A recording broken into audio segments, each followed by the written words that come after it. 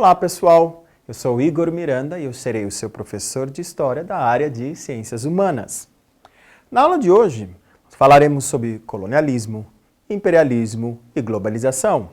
São as três fases do desenvolvimento do capitalismo. Vamos ver as permanências e as mudanças nesse desenvolvimento, seu impacto na América, na África e na Ásia.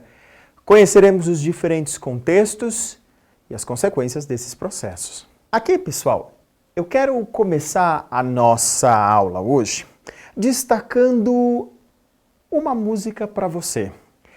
Você tem esse link lá na nossa plataforma para você acessar. Mas há alguns trechinhos que eu gostaria que você prestasse atenção aqui quando você estiver ouvindo. Esses que aparecem aí destacados para vocês, eles mostram uma versão da globalização que afeta principalmente aqueles grupos mais vulneráveis. Nesse caso, nós estamos falando das populações mais vulneráveis que nós temos na região da América Latina. Vale a pena você conferir o trechinho entre 0,32 e 1,04. Dá uma olhada lá na nossa plataforma e você vai entender do que eu estou falando. Olha, quando a gente fala de globalização, a gente precisa levar em consideração que ela não aconteceu do nada. É um processo longo que vem se desenvolvendo ao longo de séculos.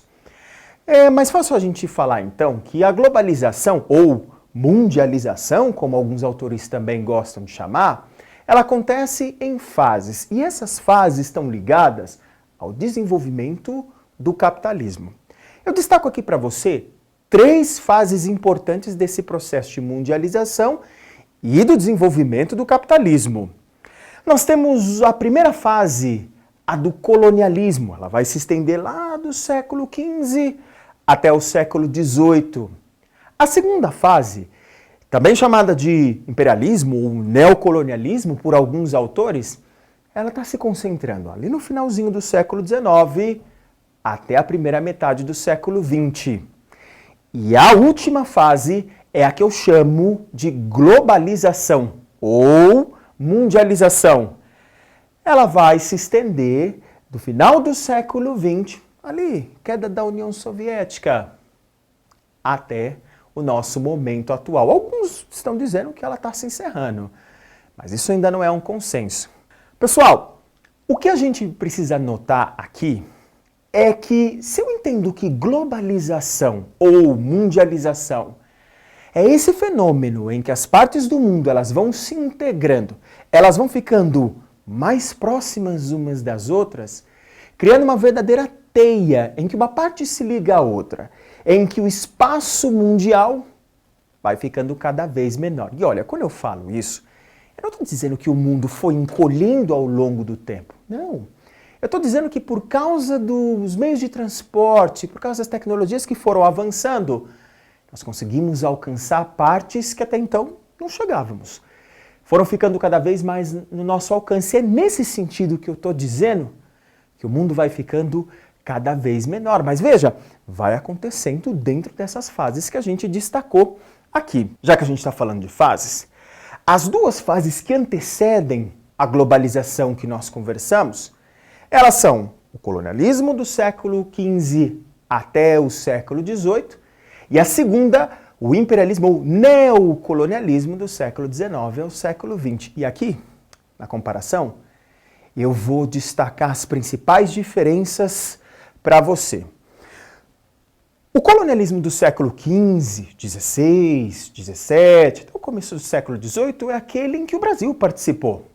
As potências que colonizavam nesse período eram basicamente a Espanha, Portugal, depois entraram Inglaterra e França de uma maneira tardia e a Holanda. E as áreas que se colonizavam era basicamente o continente americano. Lembre-se, o Brasil está exatamente nessa fase. Mas ainda, o discurso da colonização falava em catequizar, falava em salvar as populações nativas da América. Essa corresponde à fase do que nós chamamos de capitalismo comercial, onde se buscava produtos tropicais, especiarias e ouro e prata. Diferente do imperialismo ou neocolonialismo. Quer ver a diferença? As potências colonizadoras são outras. No século XIX e XX, quem coloniza é França e Inglaterra. Eles estão à frente. As áreas colonizadas não são mais América. A América já é independente nesse momento. Nós estamos falando de África e nós estamos falando de Ásia. E o discurso da colonização fala em civilização, fala em desenvolvimento. Aqui o que você vai notar é que o que as potências colonizadoras estão buscando na África e na Ásia são matéria-prima e mercado consumidor para suas indústrias. Sintetizando para você, resumindo, para você pegar bem essa ideia, no colonialismo eu tenho aquela ideia de que o europeu é o centro do mundo, o europeu vinha para salvar, o europeu vinha com uma missão para a América. Nesse momento, os europeus, com portugueses e espanhóis, por exemplo, não estão preocupados em criar infraestrutura. Não vão construir estradas, não vão construir portos, por exemplo. Vêm, exploram, se enriquecem, vão embora. Diferente do neocolonialismo ou imperialismo do século XIX. Veja bem o que vai acontecer aqui. Quando franceses e ingleses colonizam a África e a Ásia, eles abrem portos, estradas, ferrovias. Não porque eles estivessem aí preocupados com o desenvolvimento desses locais, não. É apenas para conseguir tirar aquilo que a África e a Ásia tinha para oferecer para o porto. Ou seja, se você abrisse uma mina de algum mineral, você precisava construir uma linha de trem que levasse o mineral da mina até o porto de onde ele era despachado para a Europa. Fica ligado nessa diferença aqui. Tá? Olha, entretanto, mesmo século XVI, século XIX, colonialismo, neocolonialismo, algo em comum nesses dois processos. Olha, todas as estruturas de colonização montadas aqui, que na verdade são a base da globalização que está acontecendo, elas, apesar de diferentes, vão chegar ao mesmo fim. Elas vão gerar sociedades marcadas pela pobreza, pela exclusão, pela violência e pela discriminação estrutural. Se você tem alguma dúvida, é só olhar para a América Latina. São as marcas da América Latina colonizada por europeus lá no século XVI até o século XVIII. Como a gente está falando de globalização, presta atenção nesse trechinho da música do grande Gilberto Gil. Olha, esse trechinho que está entre 48 e 1 minuto e 55 é de uma música que fez bastante sucesso lançada pelo Gilberto Gil. Vamos levar em consideração que quando o Gil lançou essa música, nós estamos no começo da internet. Então você vai ouvir ele falar alguns termos como homepage, que a gente não usa mais. Mas lá na década de 90, quando a internet está engatinhando, esses são termos bastante populares. Por que o Gil está falando de internet? Ora, gente, porque o canal pelo qual acontece a globalização é a internet. E ela está revolucionando o mundo da década de 90, o mundo da globalização que está nascendo ali. Dá uma olhadinha no que o Gil está contando para você aí.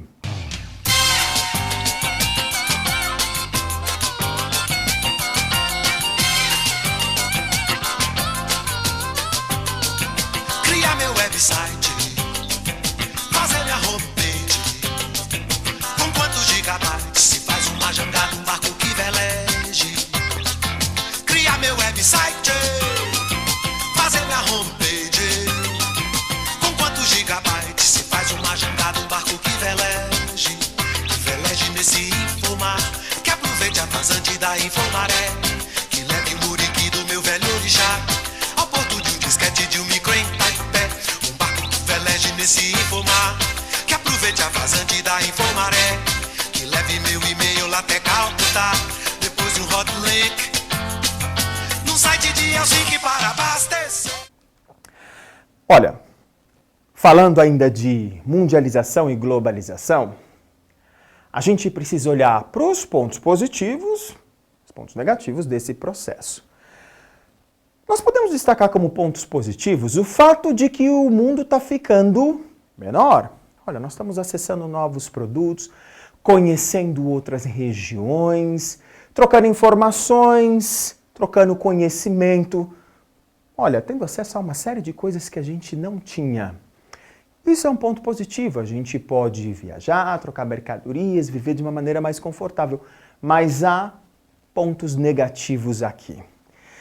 Nem todo mundo participa dessa globalização ou se participa de igual para igual.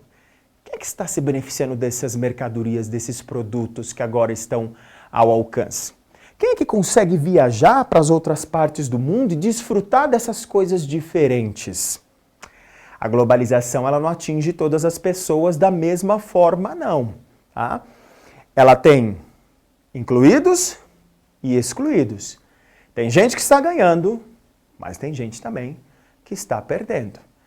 Quem conta isso para nós, gente, é um dos grandes pensadores da globalização no Brasil. Nós estamos falando do professor Milton Santos.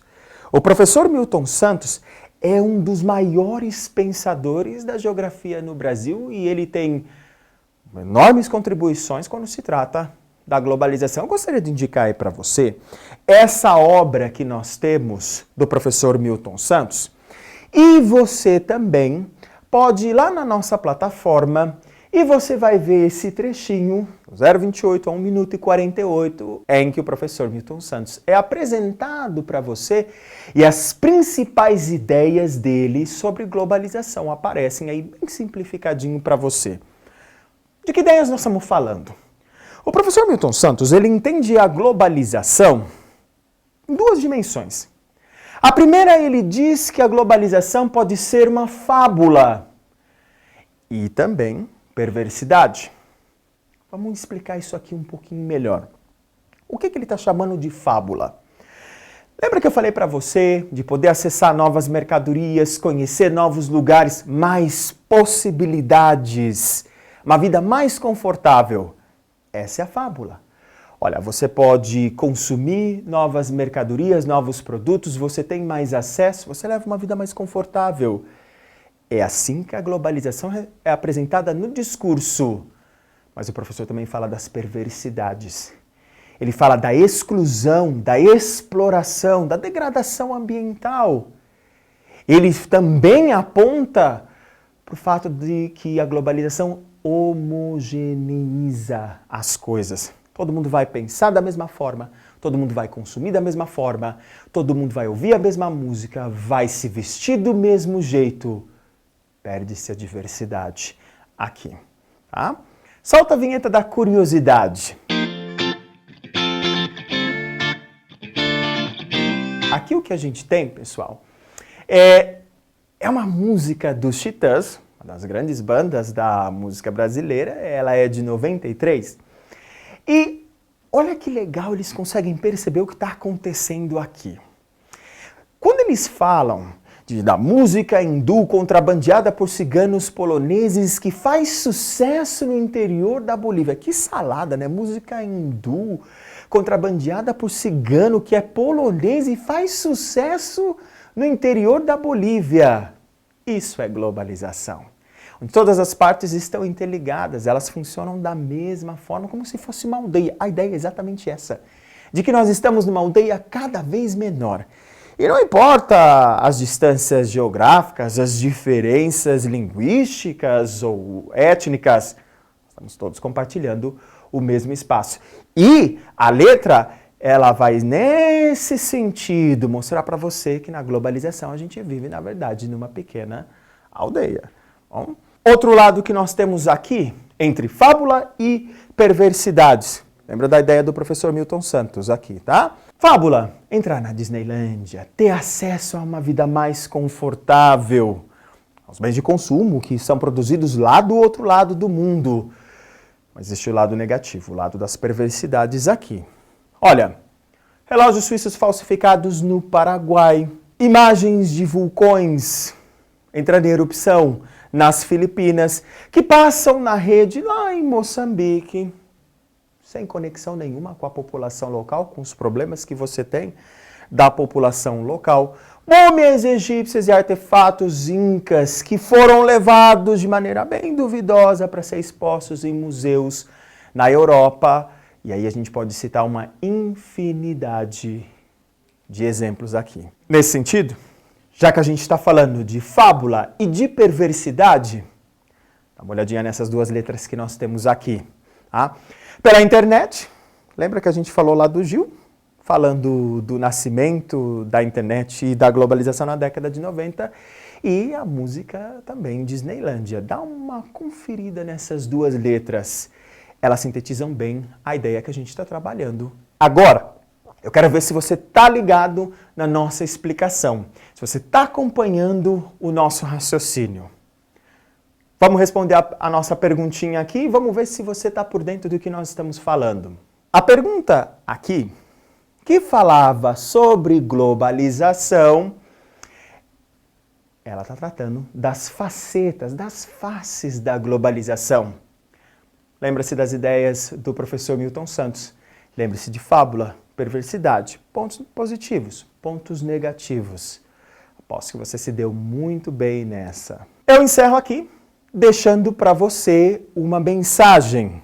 A mesma tecnologia que nos coloca como seres sociais hiperativos e hiperconectados, reduzindo as distâncias e aproximando culturas, ela nos isola como um muro. Essa é uma mensagem de Daniel Randon. Para você saber mais, para você se aprofundar, para você ter acesso a todo esse material, acesse a nossa plataforma. Os links estão lá. Bons estudos!